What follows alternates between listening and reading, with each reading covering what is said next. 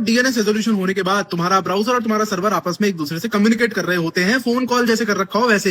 Hello, आपका क्या नाम है, मुझसे क्या काम है, कहाँ लगाया फोन, ये सारी बातें हो रही होती है एक तरीके से।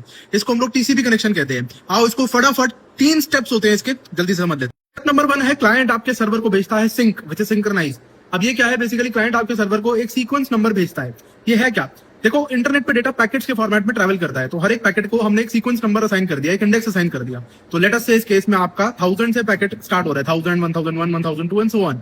तो आपका जो क्लाइंट है वो आपके सर्वर को 1000 भेजेगा कि मैं 1000 से पैकेट भेजने वाला हूं। ये वाले पैकेट का तो सीक्वेंस जो मैंने तुझे भेजा है ये 1000 है, एक तरीके से ये बोल रहा है। अब यहाँ पर आपका सिंक स्टेप खत्म हो जाता है। स्टेप नंबर 2 आता है सिंक प्लस एक्नॉलेज, जहां पे आपका सर्वर उसको रिस्पॉन्ड करता है एक्नॉलेज में 1001। इसका मतलब कि जो तूने 1000 इंडेक्स वाला पैकेज भेजा था वो मुझे मिल गया है और अब मैं एक्सपेक्ट कर रहा हूं अगला पैकेट 1001 इंडेक्स वाला आएगा।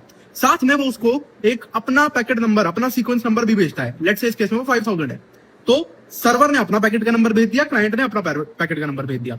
नेक्स्ट आता है आपका step number 3 which is acknowledge, जिसमें अब क्लाइंट वापस आपके सर्वर को रिस्पॉन्ड करेगा कि ठीक है भाई मुझे तेरा पैकेट नंबर मिल गया है।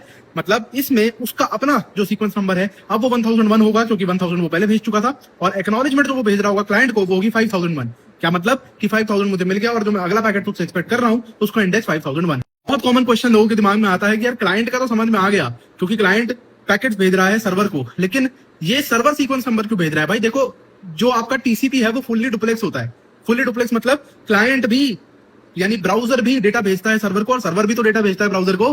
अरे भाई, आप गेट और पोस्ट दोनों तरीके की रिक्वेस्ट करते हो, यानी कि आप सर्वर को डेटा भेजते भी हो और सर्वर से डेटा लेकर भी आते हो। टीसीपी इसीलिए फुल्ली डुप्लेक्स होता है।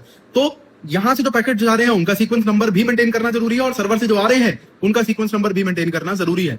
आगे आने वाले रील्स में हम लोग कॉन्सेप्ट समझेंगे, जैसे मिसिंग पैकेट, अगर कोई पैकेट मिस हो जाता है तो टीसीपी उसको कैसे हैंडल करता है, टीसीपी वर्सेस यूडीपी क्या है, और ये सब फॉलो कर लो इसके लिए। This was master backend development series का part number 9। I will see you in the next one. Bye bye.